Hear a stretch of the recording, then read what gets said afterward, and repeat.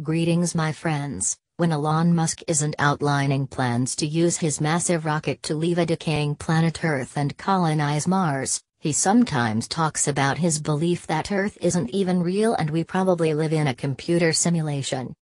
There's a 1,000,000,000 chance we're living in base reality, he said at a conference in June 2016. Musk is just one of the people in Silicon Valley to take a keen interest in the simulation hypothesis, which argues that what we experience as reality is actually a giant computer simulation created by a more sophisticated intelligence. If it sounds a lot like The Matrix, that's because it is. According to this week's New Yorker profile of Y Combinator venture capitalist Sam Altman, there are two tech billionaires secretly engaging scientists to work on breaking us out of the simulation. But what does this mean? And what evidence is there that we are, in fact, living in the Matrix? One popular argument for the simulation hypothesis, outside of acid trips, came from Oxford University's Nick Bostrom in 2003, although the idea dates back as far as the 17th century philosopher René Descartes. In a paper titled Are You Living in a Simulation? Bostrom suggested that members of an advanced post-human civilization with vast computing power might choose to run simulations of their ancestors in the universe. This argument is extrapolated from observing current trends in technology, including the rise of virtual reality and efforts to map the human brain. If we believe that there is nothing supernatural about what causes consciousness and it's merely the product of a very complex architecture in the human brain, we'll be able to reproduce it. Soon there will be nothing technical standing in the way to making machines that have their own consciousness, said Rich Terriel, a scientist at NASA's Jet Propulsion Laboratory. At the same time, video games are becoming more and more sophisticated, and in the future we'll be able to have simulations of conscious entities inside them. 40 years ago we had Pong, two rectangles and a dot. That's where we were. Now 40 years later, we have photorealistic, 3D simulations with millions of people playing simultaneously, and it's getting better every year. And soon we'll have virtual reality, we'll have augmented reality, said Musk. If you assume any rate of improvement at all, then the games will become indistinguishable from reality. It's a view shared by Terriel. If one progresses at the current rate of technology a few decades into the future, very quickly we will be a society where there are artificial entities living in simulations that are much more abundant than human beings.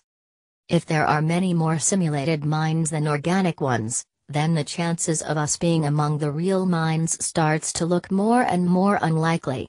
As Terriel puts it, if in the future there are more digital people living in simulated environments than there are today, then what is to say we are not part of that already? Reasons to believe that the universe is a simulation include the fact that it behaves mathematically and is broken up into pieces, subatomic particles, like a pixelated video game. Even things that we think of as continuous, time, energy, space, volume, all have a finite limit to their size. If that's the case, then our universe is both computable and finite. Those properties allow the universe to be simulated, Terriel said. Quite frankly, if we are not living in a simulation, it is an extraordinarily unlikely circumstance, he added. So who has created this simulation? Our future selves, said Terriel. Not everyone is so convinced by the hypothesis. Is it logically possible that we are in a simulation? Yes. Are we probably in a simulation? I would say no, said Max Tegmark, a professor of physics at MIT. In order to make the argument in the first place, we need to know what the fundamental laws of physics are where the simulations are being made. And if we are in a simulation, then we have no clue what the laws of physics are. What I teach at MIT would be the simulated laws of physics, he said. Harvard theoretical physicist Lisa Randall is even more skeptical. I don't see that there's really an argument for it, she said. There's no real evidence. It's also a lot of hubris to think we would be what ended up being simulated. Teriel believes that recognizing that we are probably living in a simulation is as game-changing as Copernicus realizing that the Earth was not the center of the universe. It was such a profound idea that it wasn't even thought of as an assumption, he said. Before Copernicus, scientists had tried to explain the peculiar behavior of the planet's motion with complex mathematical models. When they dropped the assumption, everything else became much simpler to understand. That we might be in a simulation is, Teriel argues, a simpler explanation for our existence than the idea that we are the first generation to rise up from primordial ooze and evolve into molecules, biology and eventually intelligence and self-awareness. The simulation hypothesis also accounts for peculiarities in quantum mechanics, particularly the measurement problem, whereby things only become defined when they are observed. For decades it's been a problem. Scientists have bent over backwards to eliminate the idea that we need a conscious observer. Maybe the real solution is you do need a conscious entity like a conscious player of a video game, he said. For Tegmark, this doesn't make sense. We have a lot of problems in physics and we can't blame our failure to solve them on simulation.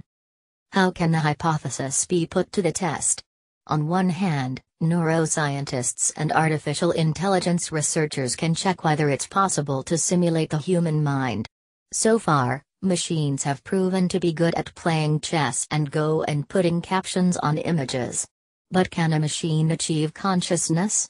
We don't know. On the other hand, scientists can look for hallmarks of simulation. Suppose someone is simulating our universe. It would be very tempting to cut corners in ways that makes the simulation cheaper to run. You could look for evidence of that in an experiment, said Tegmark. For Teriel, the simulation hypothesis has beautiful and profound implications. First, it provides a scientific basis for some kind of afterlife or larger domain of reality above our world. You don't need a miracle, faith or anything special to believe it. It comes naturally out of the laws of physics, he said. Second, it means we will soon have the same ability to create our own simulations. We will have the power of mind and matter to be able to create whatever we want and occupy those worlds. Thanks for watching. Do subscribe our channel for more interesting videos like this.